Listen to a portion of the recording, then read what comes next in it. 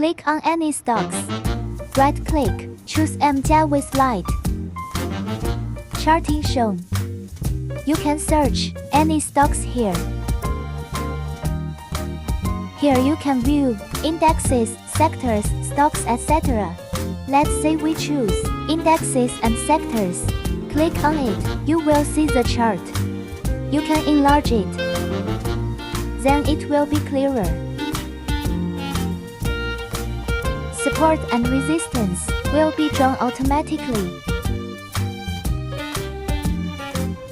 You can add the indicator you want, like MA, RSI, MACD. This is live alerts. Click on the top right button to set. You may choose any one of it. Tick or untick the rules, then the alerts will show. You can click on it, the chart will show too. Then this is the new feature. You can see the related companies here. Some information will show here too. This is the movement of every related companies. Ask me if you don't understand. PM me to sign up. Join us now.